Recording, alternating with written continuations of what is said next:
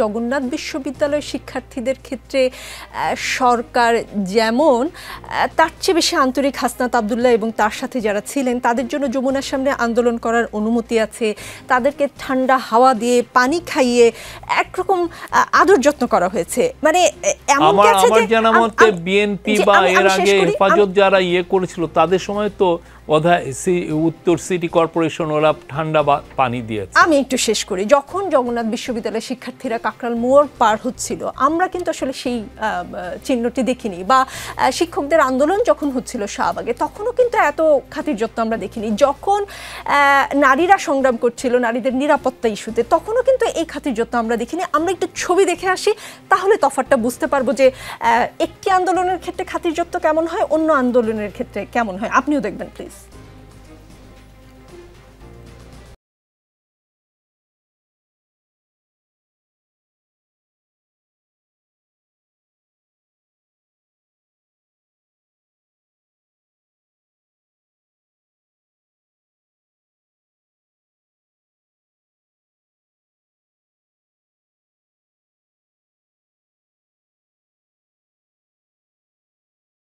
শব্দগুলো শুনতে পারলে আসলে ভালো হতো।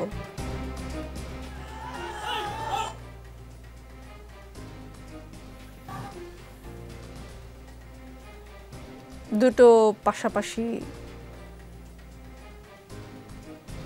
দেখতে পাচ্ছি আমরা।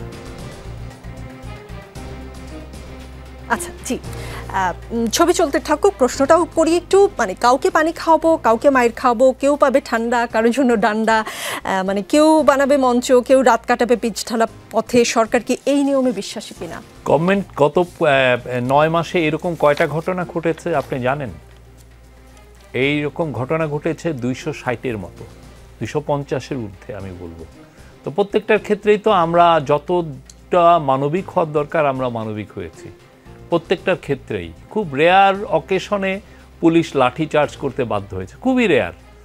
বাংলাদেশে যেটা নিয়ম ছিল আগে যে কিছু হলেই আপনি টিয়ার গ্যাস মারবেন, কিছু হলেই আপনি রাবার বুলেট মারবেন, শর্টগানের পেলেট মারবেন, সেই জায়গায় আমাদের পুলিশ অনেক ক্ষেত্রে মানবিকভাবে এগুলো হ্যান্ডেল করেছে। আমরা মনে করি যে গত 9 মাসে আমরা যেভাবে পাবলিক প্রোটেস্টগুলোকে যেভাবে ম্যানেজ করেছে এটা এক্সাম্পলারি সেভাবে, এবং সেই আলোকেই ইয়েগুলো হচ্ছে আপনি দেখেন না। জি, মানে বিষয়টাকে এমন যে আন্দোলনগুলো সরকারের পছন্দের সেইখানে পছন্দ অপছন্দের বিষয় না। যারা আন্দোলন করছেন আমরা বলছি যে আপনারা নিয়মতান্ত্রিকভাবে আন্দোলন করেন। অনেক ক্ষেত্রে আমরা বলছি যে আপনাদের গ্রাইভেন্সগুলো আমাদেরকে জানান, আমাদের সুনির্দিষ্ট মন্ত্রণালয় আছে তাদেরকে জানান, তারা আপনাদের সাথে বসবেন। এবং অনেক ক্ষেত্রে তো কাজ হচ্ছে, কথাও হচ্ছে। আমরা এটা পুরো একটা গভর্নমেন্ট এই 9 মাসের মধ্যে 250টার মতো এত বড় প্রোটেস্ট হ্যান্ডেল করে, it's not a matter of joke.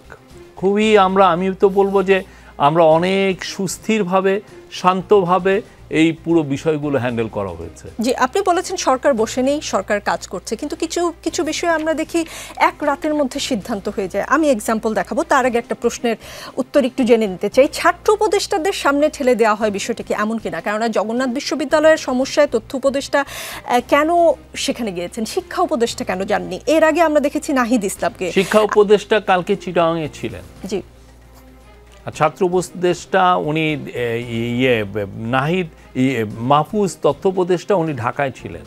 তো এর আগে নাহিদ ইসলাম যখন গিয়েছিলেন জগন্নাথের একই আন্দোলনে, কারণ হচ্ছে যে এনাদের সাথে ওনাদের একটা যোগাযোগ ছিল অনেক আগের থেকেই, ওনারা তো আন্দোলন করেছেন। তো যারা আন্দোলন করছেন তারা হয়তো বা নাহিদের সাথে আন্দোলন করেছিলেন। তো এখানে যদি দেখা যায়, যেমন আমি যমুনা টিভিকে ভালো চিনি, আমাকে বলতে পারে তুমি যমুনা টিভির সাথে তুমি কথা বলো, ব্যাপারটা এরকম।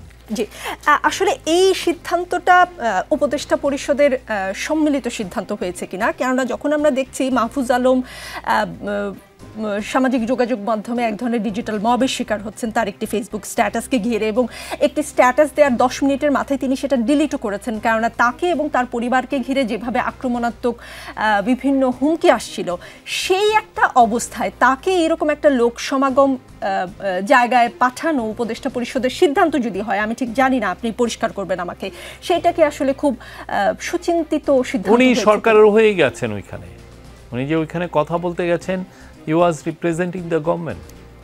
এখানে তো কোনো নেই। অনেক ক্ষেত্রে যেটা হয় যে আপনি যদি ফেসবুকে কমেন্ট করেন অনেক ক্ষেত্রে পার্সোনাল কমেন্টও হয়, সেটা আমরা ধরছি না। কিন্তু যখন উনি ফিজিক্যালি ওইখানে গিয়েছেন, হি ওয়াজ রিপ্রেজেন্টিং দ্য গভর্নমেন্ট।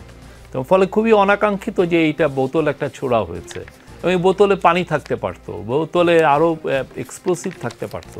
তো ভয় অবশ্যই একটা খুবই, এটা একটা আমি বলবো যে এক ধরনের ক্রাইম হয়েছে।